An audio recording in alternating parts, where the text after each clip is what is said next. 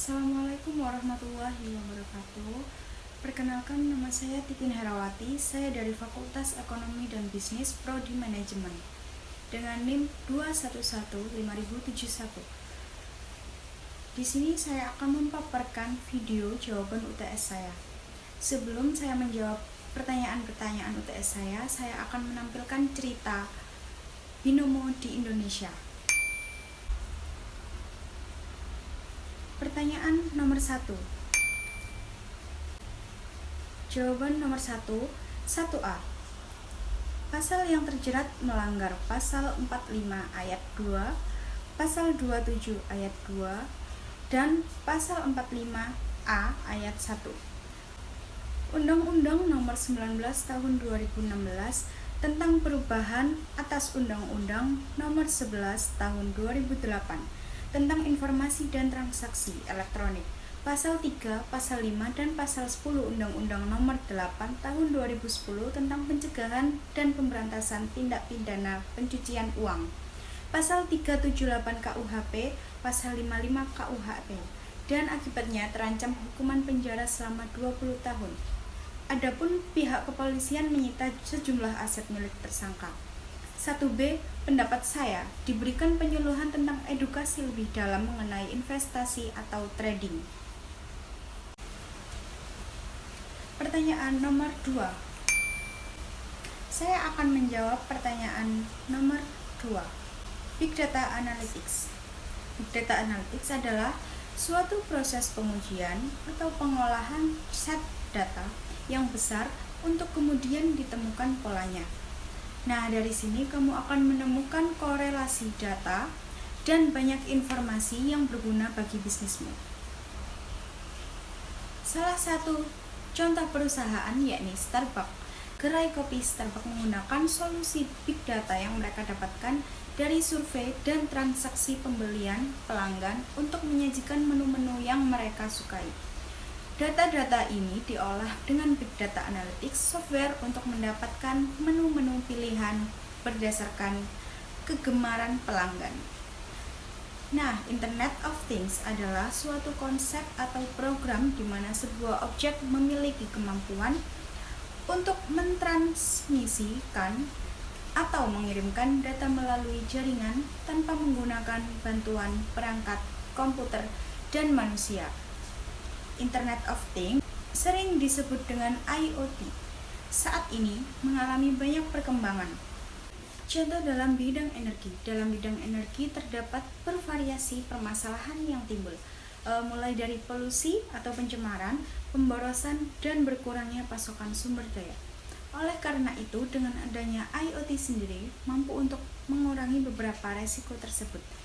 Misalnya saja dengan penerapan sensor cahaya mampu untuk mengurangi penggunaan listrik. Nah, selanjutnya ini ada Artificial Intelligence, merupakan program komputer yang dirancang mengikuti tindakan dan pola pikir manusia. Tak hanya perusahaan-perusahaan besar, kini mulai menyentuh sejumlah teknologi, seperti ponsel yang telah menjadi gaya hidup masyarakat, perkotaan. Selanjutnya, pertanyaan nomor 3. Nah, saya akan menjawab pertanyaan dari nomor 3. Etika apa saja sih yang harus kita pahami dalam beretika di dunia maya? Nah, yang pertama kita harus memahami penggunaan huruf dan tanda baca yang sangat penting untuk kita ketahui, sehingga kita bisa berkomunikasi dengan baik di internet itu. Huruf mampu memberikan gambaran ekspresi kita saat menyampaikan hal yang menjadi pemikiran kita. Nah, kedua, penyampaian informasi juga ada etika tersendiri loh. Nah, di mana penyampaian informasi ini hendaknya disampaikan secara tepat sasaran, mengikuti aturan berdasarkan fakta. Ketiga, mematuhi hukum yang berlaku di Indonesia. Terdapat undang-undang yang mengatur tentang informasi dan transaksi elektronik.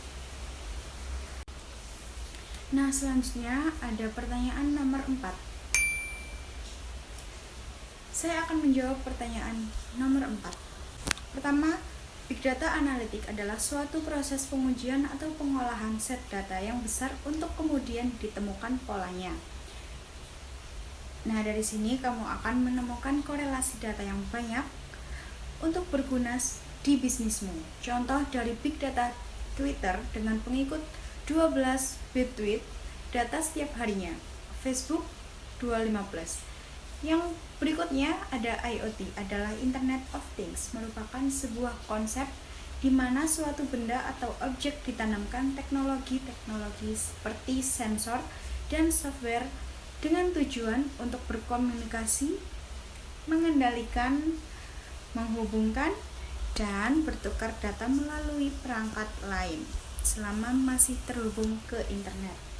Contoh IoT di bidang pertanian, Habibie Garden yang memanfaatkan IoT untuk memberikan dosis pupuk pada tanaman secara otomatis. Nah, selanjutnya yang ada artificial intelligence adalah bidang ilmu komputer yang dikhususkan untuk memecahkan masalah kognitif yang umumnya terkait dengan kecerdasan manusia. Contoh mesin pencari seperti Google dibekali kemampuan predictive search.